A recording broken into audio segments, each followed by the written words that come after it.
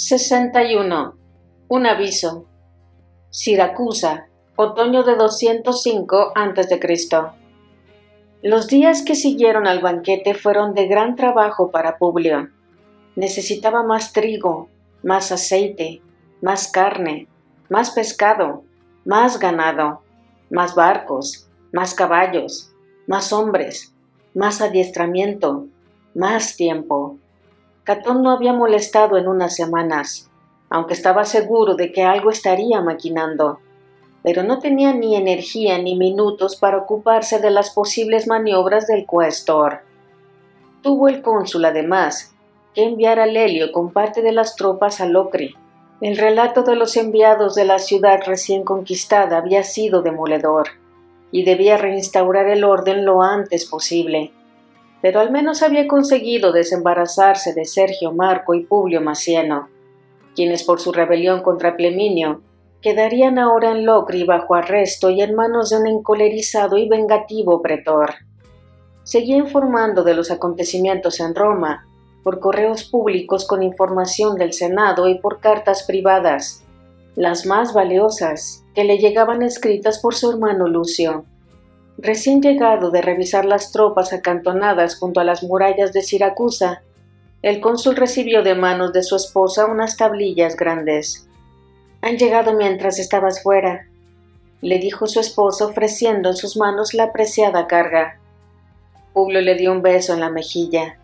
Tomó las tablillas pesadas. En esta ocasión en lugar de 2 debían de ser 3 o más, y se dirigió al tablinium, al fondo del atrium, donde tenía centralizado su despacho para asuntos oficiales. Se encerró en él corriendo las cortinas. Emilia se recostó en un diván en el atrium y esperó, como hacía siempre, a que su marido le transmitiera las noticias que venían de Roma. Lucio, sin falta, incluía información sobre su suegra, Pomponia, pero también sobre el otro Lucio, el hermano de Emilia, Lucio Emilio Paulo. Y en tiempos de guerra el corazón de una esposa o de una hermana permanecía constantemente en vilo. ¿Marcharía todo bien? Su hermano luchaba en el norte y los galos de Liguria estaban en rebelión. Ya habían matado al hijo de Fabio Máximo. En el tablinium, Publio desató el cordel que anudaba el paño que cubría las tablillas para protegerlas, y descubrió que su hermano, en efecto, no solo había incluido 3 tablillas engarzadas por un extremo, sino que además había escrito con letra muy pequeña. Mucho sería lo que había de contar. Eso normalmente no era bueno. «Querido hermano, espero que los dioses te guarden y te protejan, pues se avecinan tiempos complicados para todos, y en particular para nuestros planes de llevar la guerra a África. Fabio Máximo ha debido de recibir cuantiosa información a través de Catón, y la ha usado con habilidad en el Senado para socavar tu autoridad. Y en fin, proponer que una embajada del Senado con plenos poderes vaya primero a Locri y luego a Siracusa. La finalidad de dicha embajada es confirmar tu incapacidad, cito sus palabras, para llevar a cabo la invasión de África y relevarte del cargo. Sé que parece una locura, pero lee con atención. Llegaron a Roma varios mensajeros de Locri, y lo cierto es que lo que relataron conmovió al Senado. Empezaron con la brutal dictadura que Sergio Marco y Publio Macieno implantaron en la ciudad tras retirarte tú a Siracusa. Parece ser que primero atacaron a Pleminio, al que le arrancaron las orejas y la nariz, y luego encerraron para que sufriera en prisión el horror de sus mutilaciones, mientras a sangre y fuego asesinaban al resto de los legionarios del pretor. Todo esto debes de saberlo porque enviaste a Lelio con tropas y restableciste a Pleminio en el poder, arrestando a los tribunos de la Sexta en rebeldía.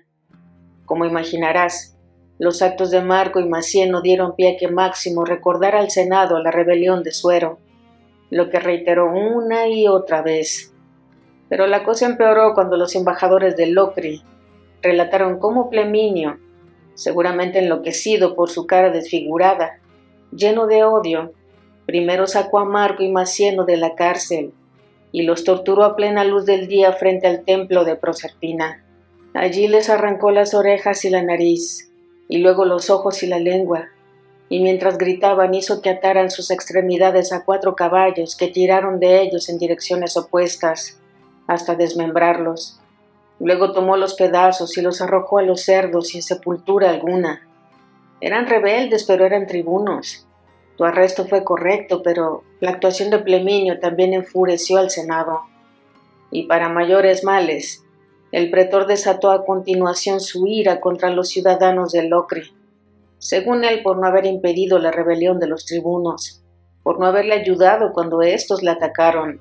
Locri ha sufrido primero la crueldad de los cartagineses, luego la de Sergio Marco y Publio Macieno, pero las atrocidades con las que se ensañó Pleminio con los ciudadanos de Locri y que sus embajadores comunicaron a los senadores son demasiado extensas y demasiado terribles para ponerlas por escrito. He de decir que los enviados de Locri nunca te echaron la culpa, pero Fabio Máximo subrayó una y otra vez que fuiste tú el que puso primero a Marco y Macieno en Locri, contraviniendo el mandato de destierro que pesaba sobre todos los miembros de la quinta y la sexta. Y luego remarcó con insistencia que Lelio, por orden tuya, repuso a Pleminio en el mandato de la ciudad. No entiendo por qué, hermano, decidiste lanzarte esa conquista en Italia. Te conozco bien, y estoy seguro de que habrás tenido tus motivos, pero he de decirte que desde el punto de vista político ha resultado muy negativo. Hay más.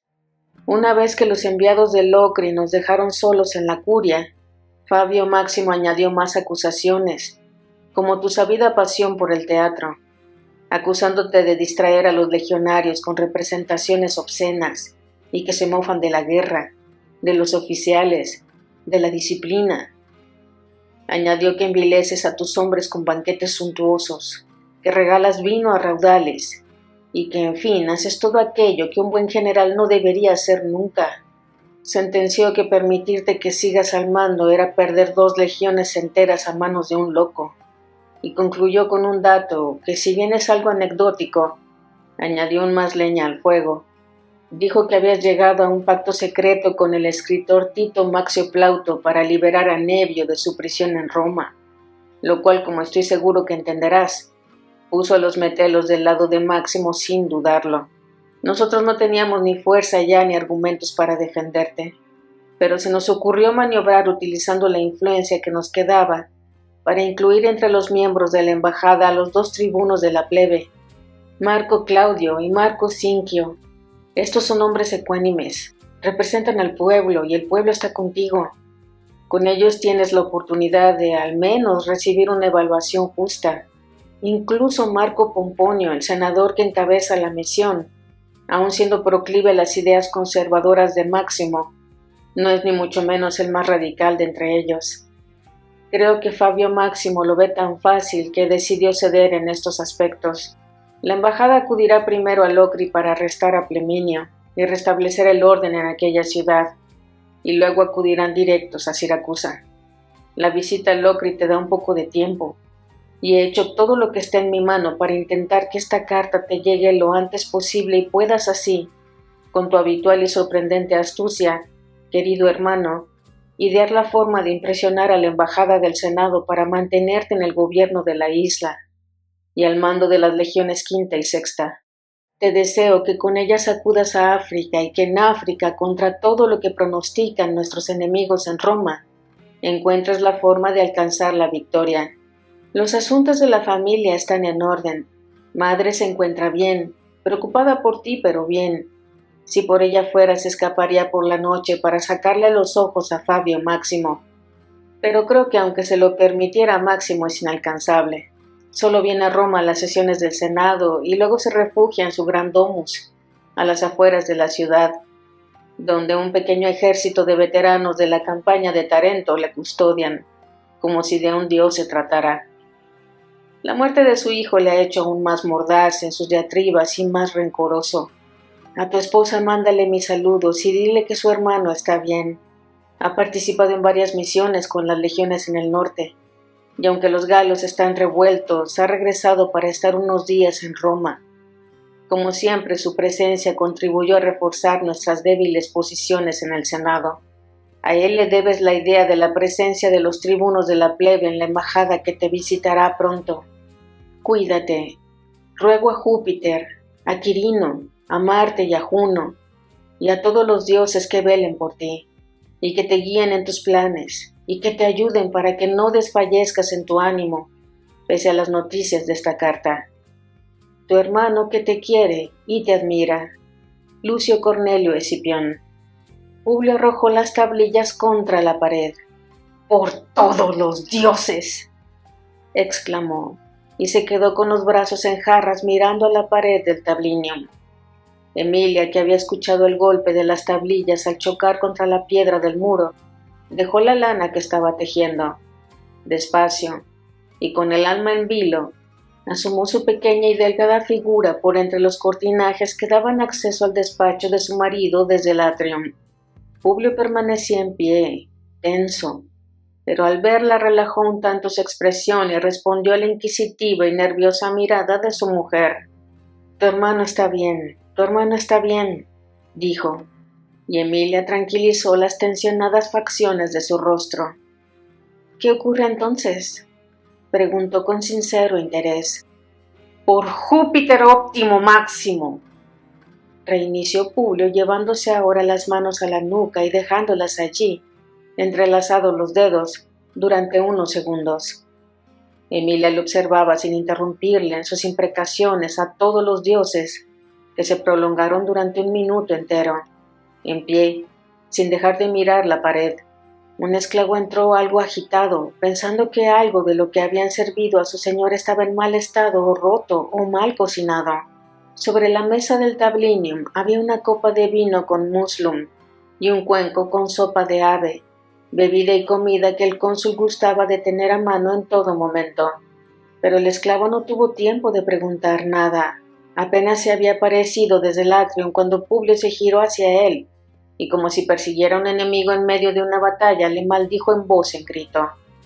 «¡Fuera! ¡Fuera por Hércules! ¡Fuera todos de mi vista!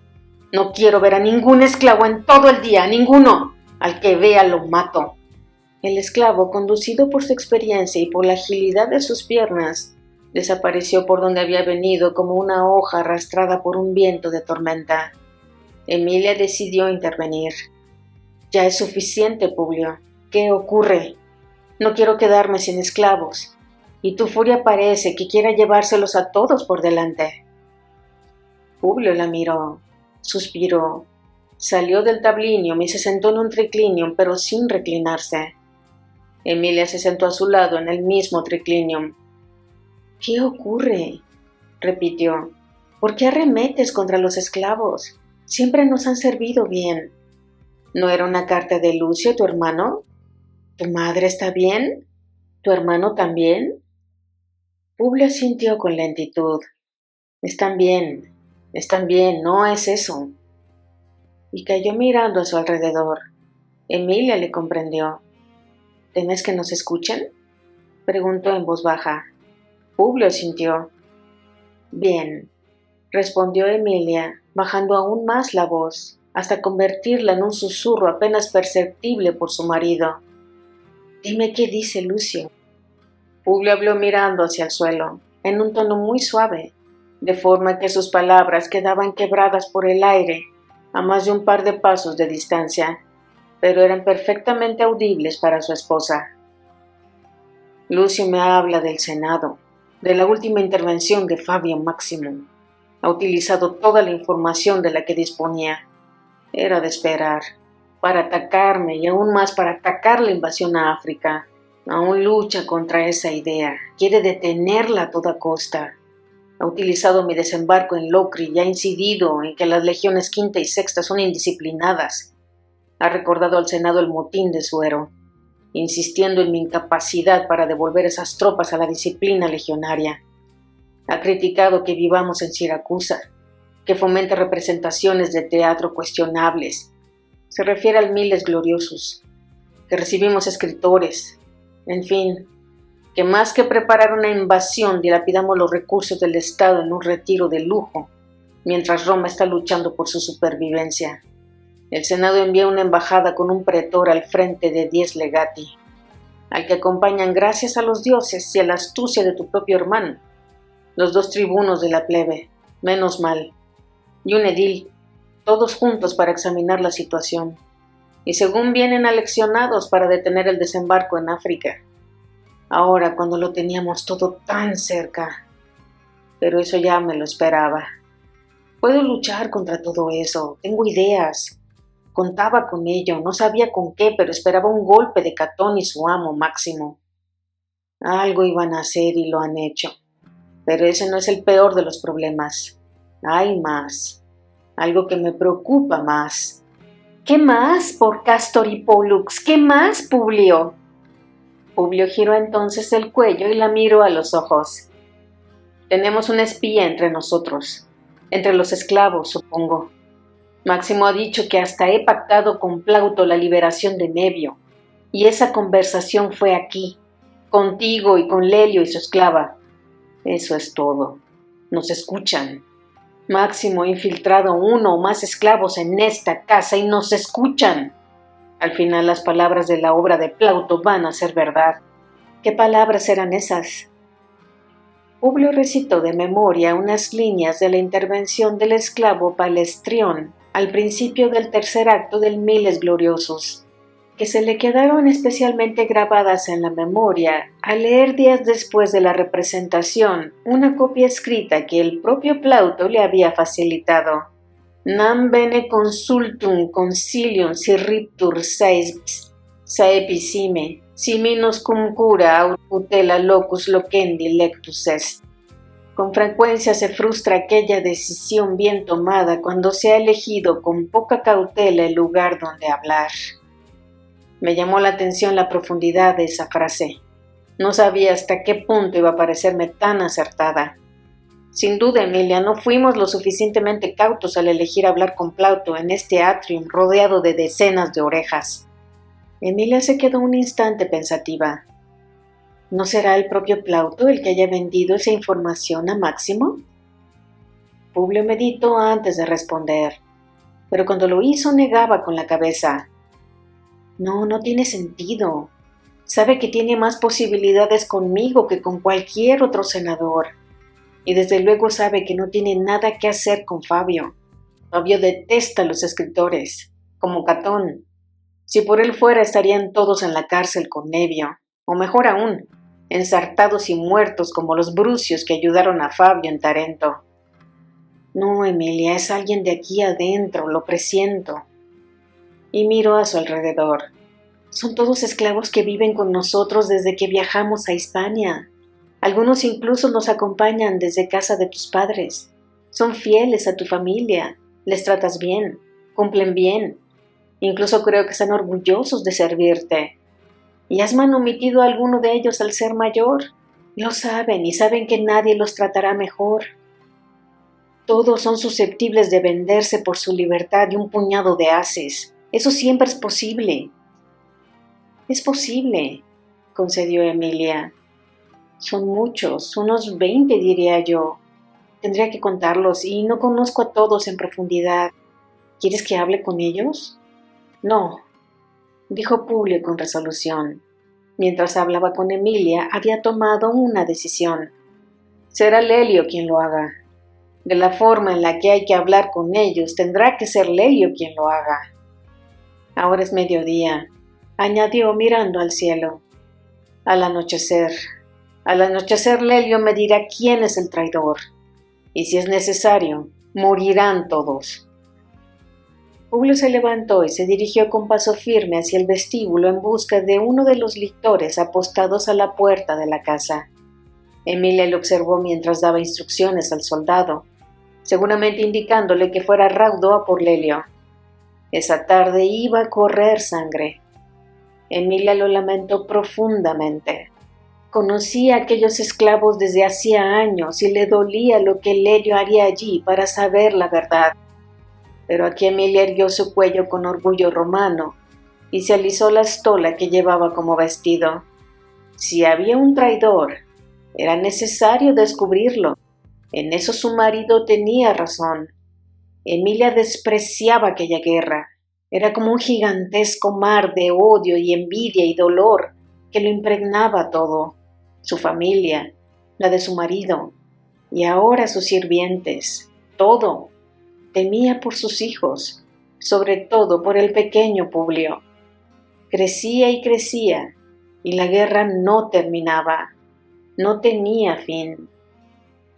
62. Un espía de Fabio Máximo. Siracusa, otoño de 205 a.C. Lelio apareció acompañado de Netiquerti, pues el mensaje que había recibido el lictor, enviado por Publio, no transmitía nada urgente, solo que viniera para charlar. Lelio solía venir con su joven esclava cuando visitaba a Publio porque, por un lado, le gustaba verla todo el tiempo que le fuera posible. Le sosegaba el espíritu ver a aquella preciosa muchacha siguiéndole, dócil, obediente. Después, como aquella tarde, de haber estado haciendo el amor con ella durante 1 hora. Para ser exactos, era ella la que hacía cosas y él solo tenía que echarse en el lecho y disfrutar. Primero de un masaje relajante, las manos de Netiquerti esparciendo aceite perfumado por su fuerte espalda de guerrero de Roma. Luego los besos, los labios de la joven rozando cada recoveco de sus músculos, para terminar dándose él la vuelta y dejar que ella se montara sobre él y contemplarla en todo su esplendor mientras ella se arqueaba entre gemidos y cerraba los ojos, vertiendo lágrimas por sus mejillas.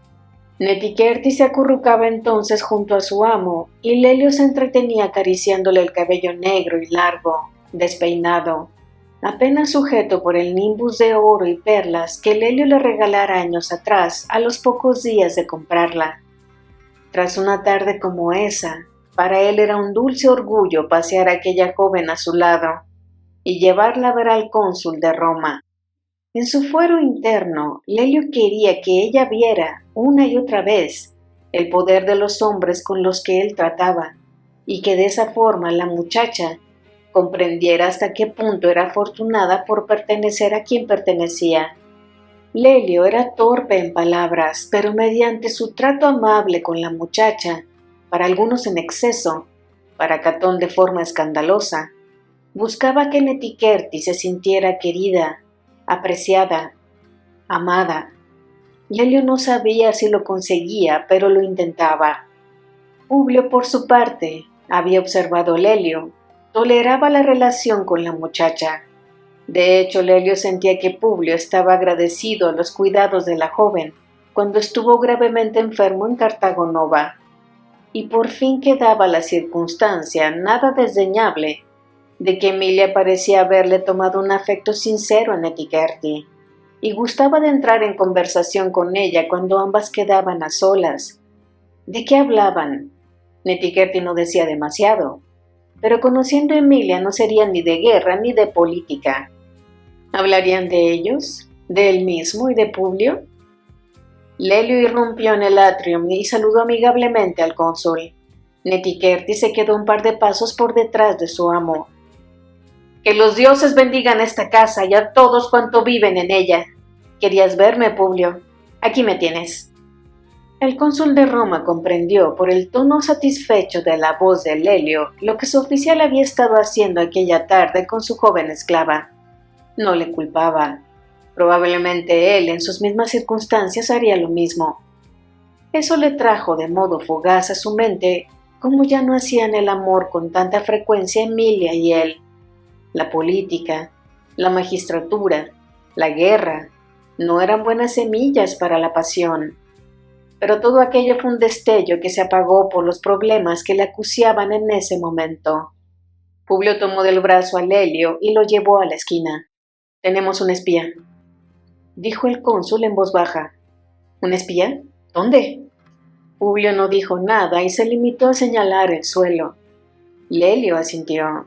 El cónsul puso en antecedentes a Lelio resumiendo los datos de la carta de su hermano, haciendo especial hincapié en el hecho de que Fabio tuviera conocimiento de la conversación que sostuvieron con Plauto sobre la encarcelación de Nevio. Lelio asentía con la faz seria, atento, asimilando los datos y las instrucciones. «Me marcho, Lelio. y te dejo con los esclavos y 6 lictores. Me llevo a Emilia y a los niños. No quiero que interfieran. Haz lo que tengas que hacer, pero por Júpiter, encuentra al traidor y tráemelo vivo». Y con esto el magistrado dejó a Lelio y partió con su esposa y los otros 6 lictores rumbo al Portus Magnus. A los niños les encantaba ver los grandes barcos de transporte entrando y saliendo de la bahía.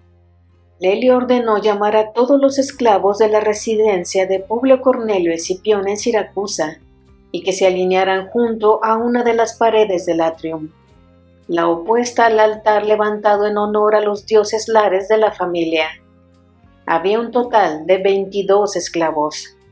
El mayor número pertenecía a la cocina, con 3 cocineros y 6 esclavas que les asistían.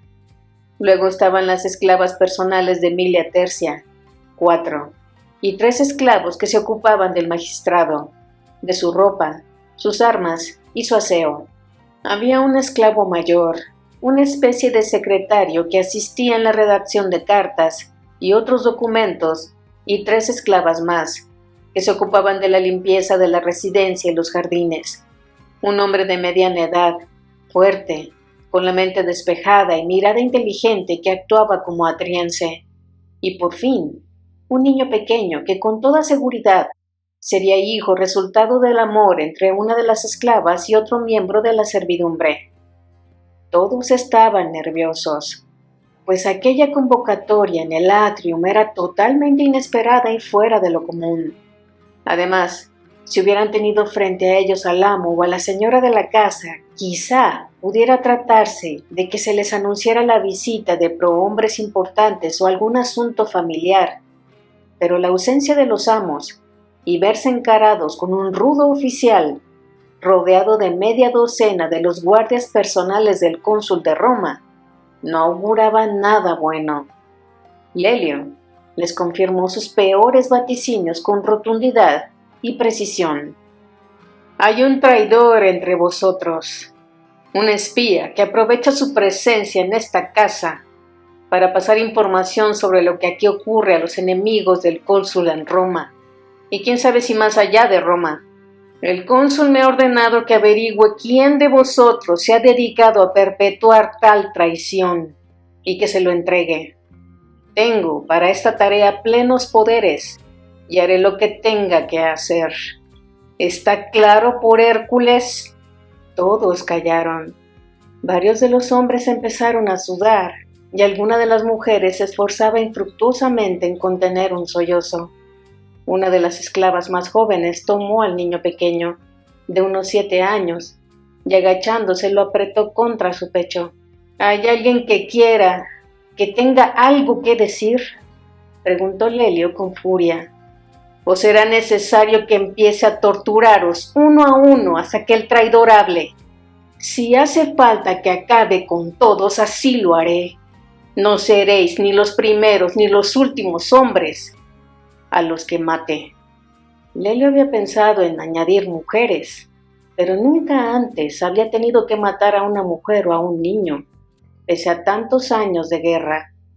Nunca participó personalmente en las contadas ocasiones en que se castigó una ciudad enemiga masacrando a la mayor parte de sus habitantes, como en Iliturgis o Cástulo en Hispania. También pensó que aquellos esclavos no lo sabían. Eso jugaba a su favor.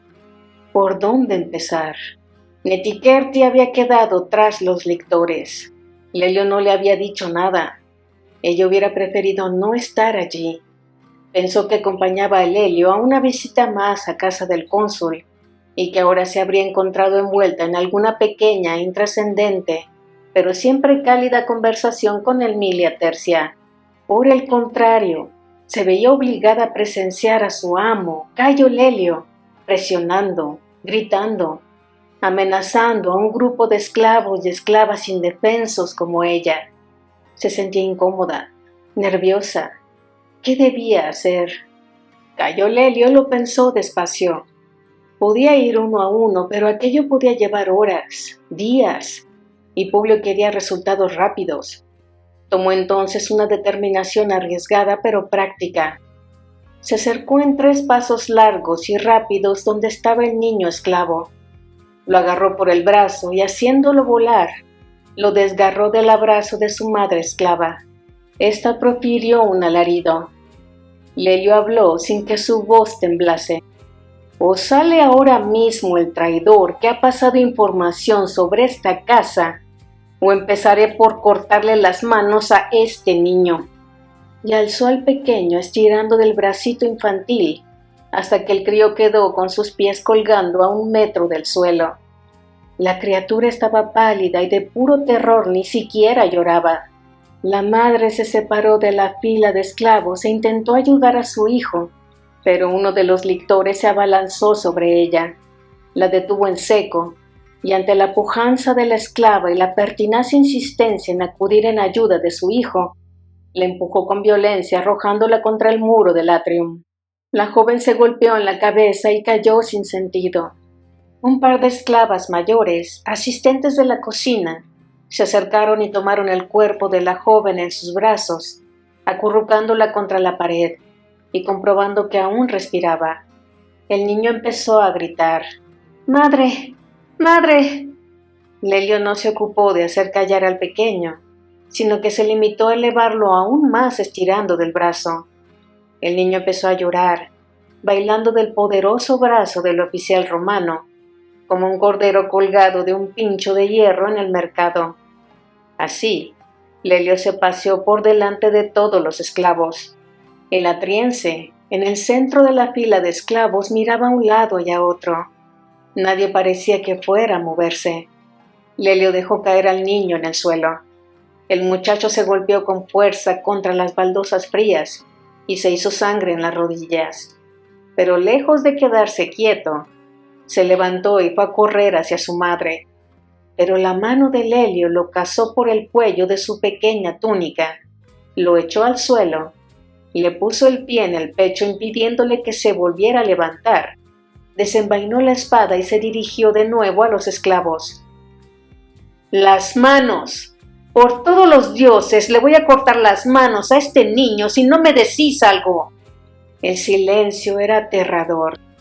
El niño lloriqueaba en una mezcla de miedo por su madre desvanecida y por la visión del enorme gladio que aquel soldado acercaba más y más hacia su dolorido brazo, del que hasta hace unos segundos había estado colgado.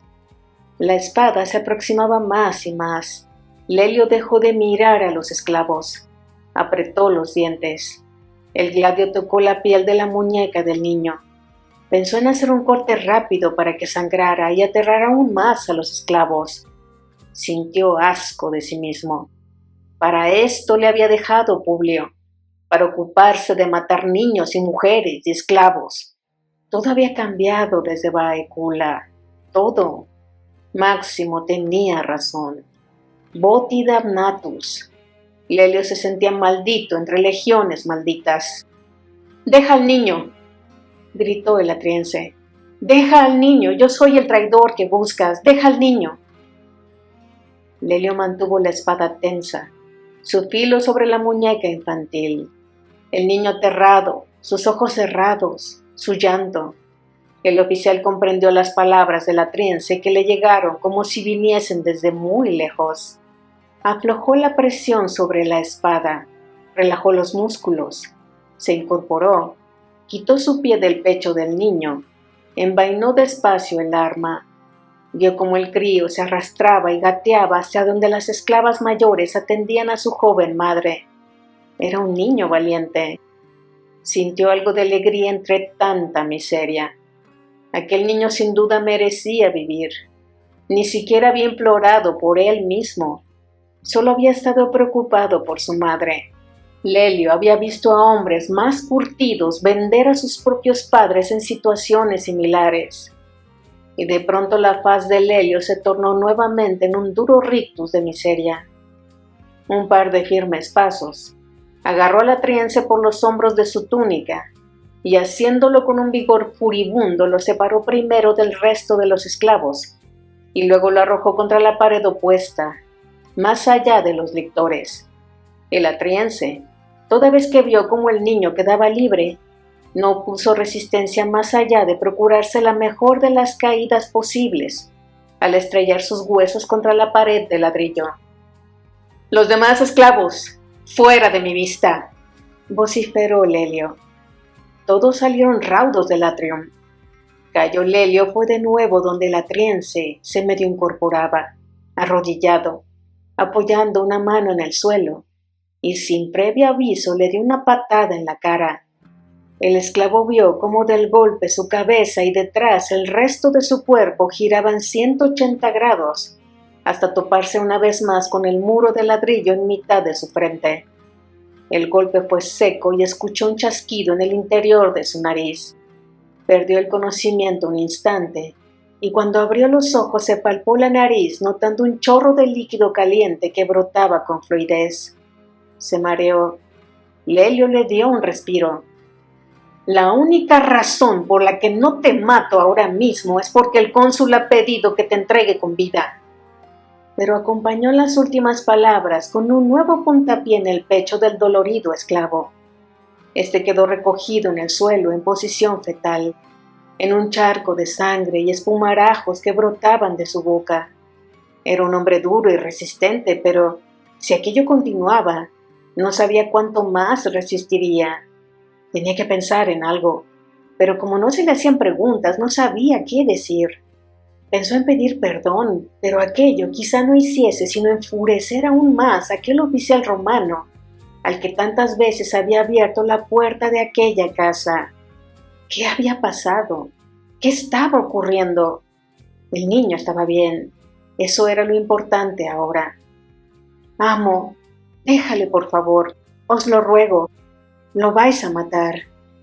Netiquerte habló desde lejos, con una voz suave y suplicante, pero lo suficientemente clara para ser percibida por su amo con nitidez.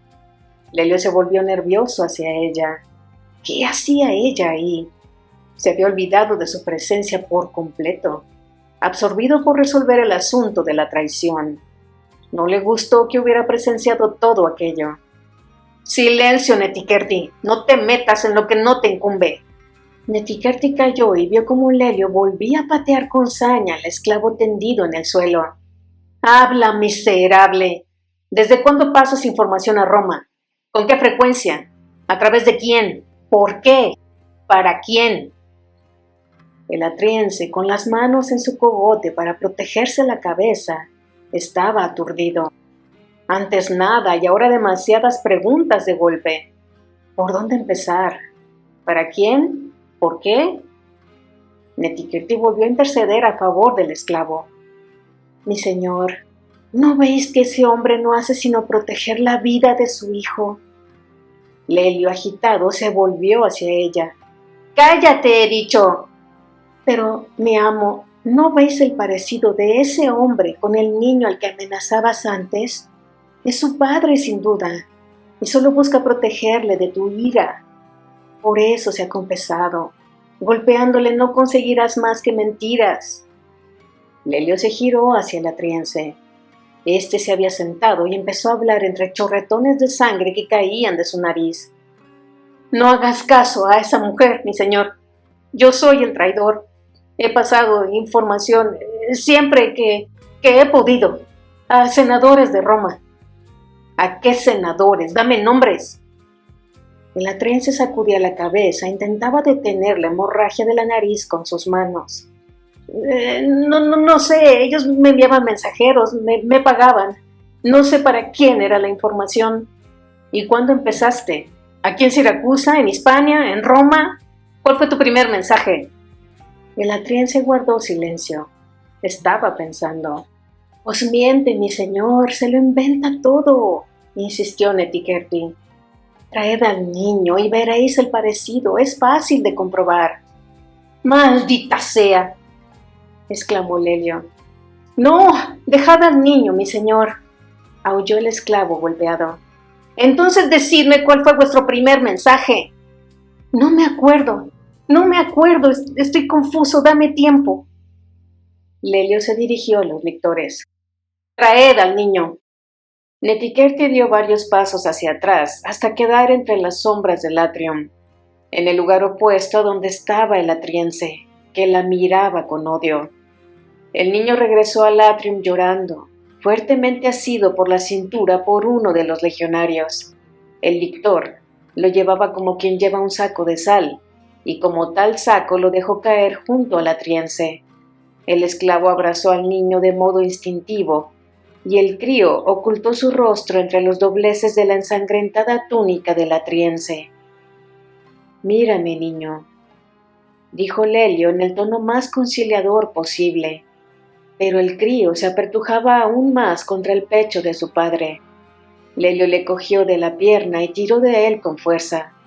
El niño, arrastrado por los pies, quedó separado de su padre.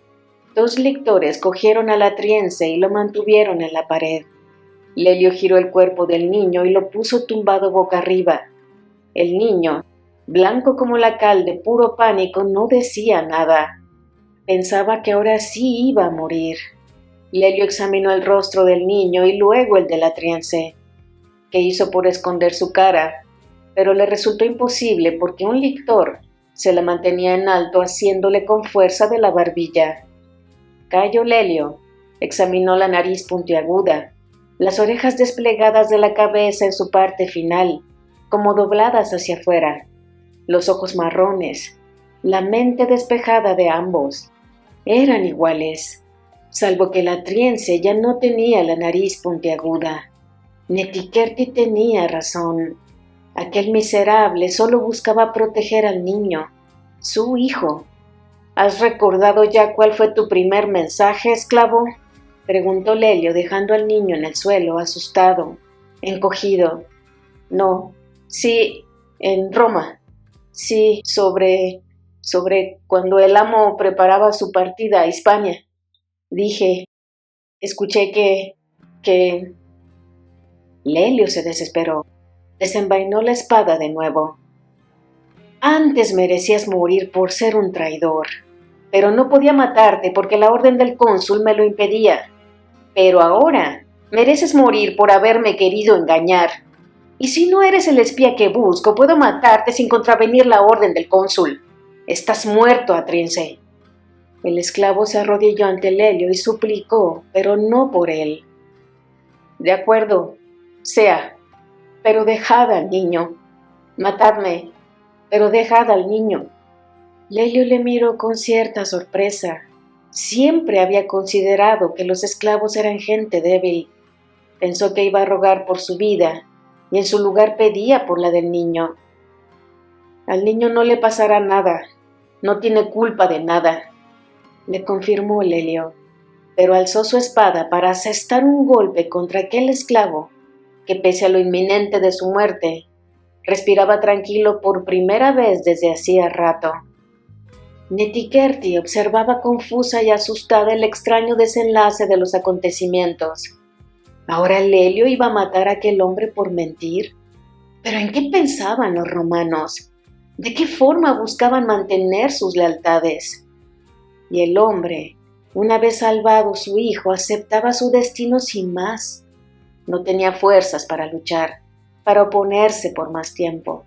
Y su mente abrumada no daba de sí para seguir inventando su posible pasado de traidor.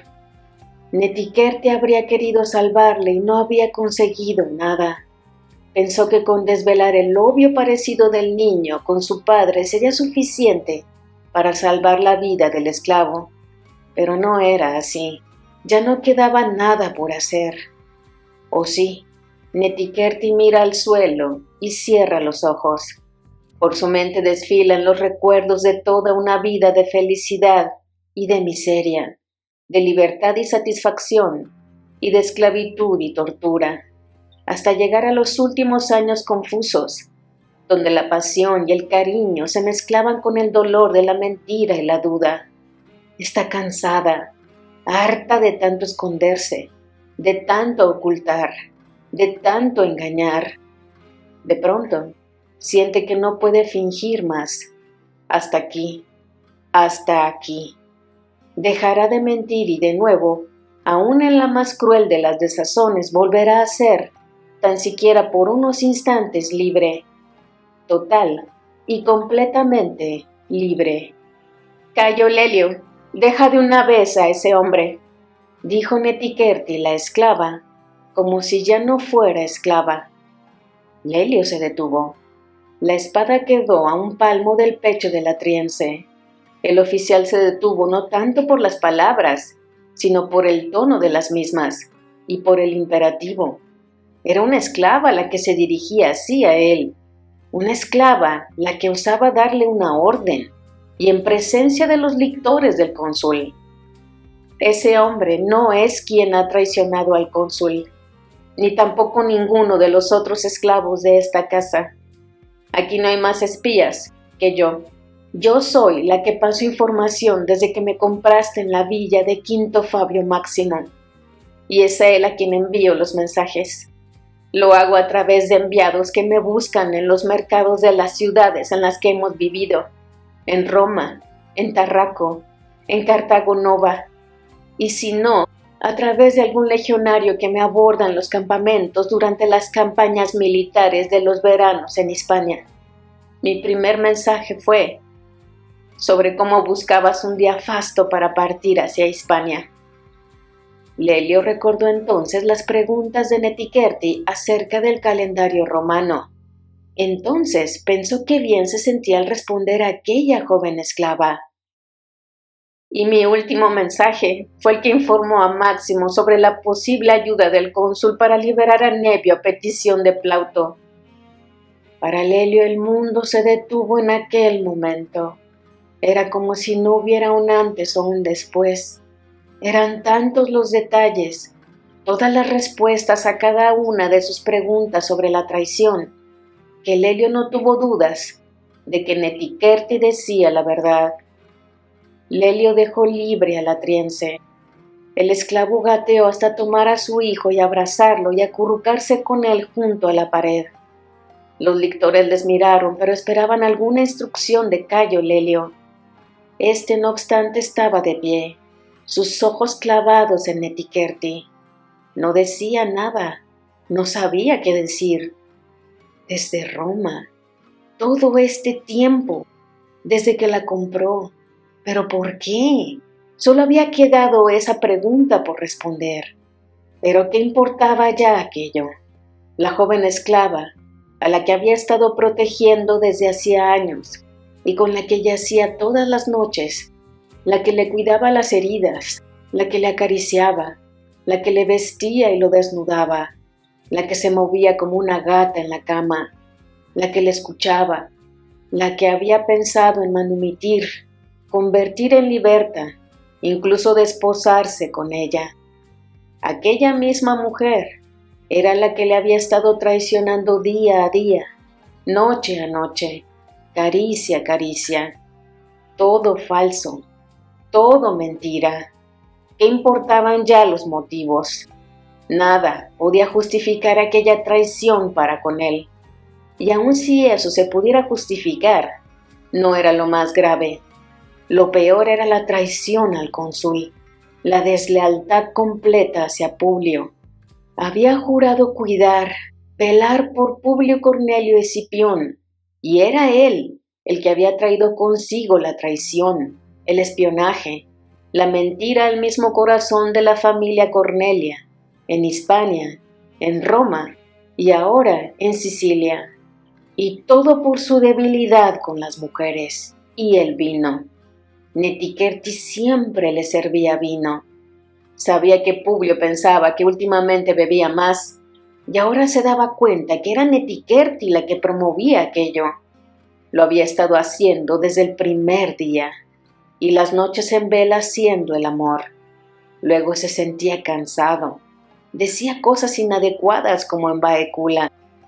Entonces llegó el distanciamiento de Publio, y como el general le alejó de las campañas hispanas durante un año trayendo a Lucio su hermano y a Silano para sustituirle como tribuno, todo encajaba en su mente. Netiquerti daba pasos hacia atrás aunque Lelio permanecía inmóvil, como un estandarte romano clavado en la tierra de aquel atrium. Nadie decía nada. El niño sollozaba en la esquina junto a su padre ensangrentado. Los lictores aguardaban una orden, una señal. Lelio giró despacio su cabeza hacia la derecha y encontró lo que buscaba. Los triclinia, 2, dispuestos junto al impluvium. Fue hacia ellos y se sentó en el extremo final de uno de ellos, el más próximo. Netiquerti siguió retrocediendo hasta que su espalda chocó contra la pared del atrio. Allí se detuvo. Sabía que iba a morir. Su traición era completa y la mirada funesta de Lelio no presagiaba nada más, ningún otro desenlace posible. Netiquerti pensó en dar explicaciones, pero sabía que su mentira estaba más allá de toda justificación para que el hombre no le culpaba. No podía permitir que Lelio matara a un inocente delante de sus ojos y ante los ojos de un niño pequeño, y no podía impedirlo sin decir ya toda la verdad. En cierto modo se sentía aliviada. La espada de Lelio sería rápida, o quizá fuera el hacha de uno de los guardianes que estaban allí detenidos como pasmarotes, aturdidos y confusos. Solo ella y Lelio comprendían todo lo que se estaba descubriendo. Asistían como espectadores incultos, desinformados, vigías ciegos pero obedientes. La voz de Lelio llegó como si viniera del mundo de Caronte, donde los romanos decían que viajaban sus muertos. No te puedo matar, porque debo entregarte viva al cónsul de Roma. Pero para mí, estás muerta, muerta, muerta. Y dirigiéndose a los lictores, añadió la orden que tanto esperaban. Prenderla, pero no la dañéis, de momento.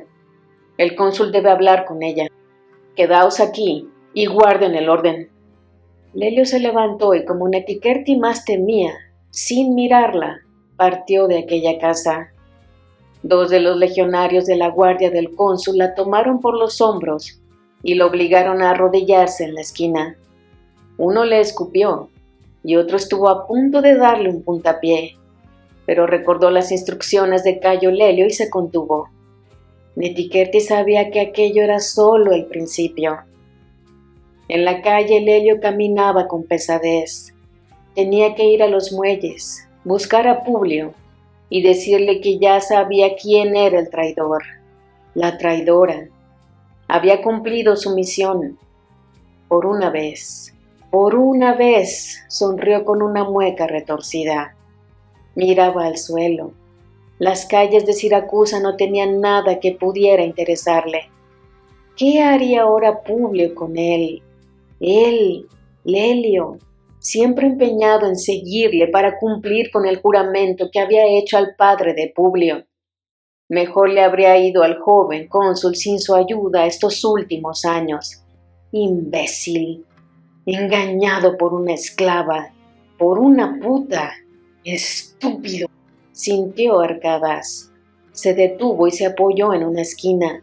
Su estómago se contrajo y vomitó 2, 3, 4 veces. Puso una rodilla en tierra. Escupió en el suelo. Una última arcada. Bilis. Cerró los ojos. Se sintió mejor. Mejor en su cuerpo. Igual de mal en su alma. Algunos viandantes le miraban curiosos, pero al ver su uniforme militar de alto oficial romano, ninguno se atrevía a preguntar nada. No era extraño ver a un legionario o a uno de sus oficiales vomitando por la calle después de una noche de permiso y juerga. Lelio sabía lo que todos pensaban de él. Ojalá tuvieran razón. Ojalá solo fuera una resaca. Ojalá todo fuera una maldita pesadilla.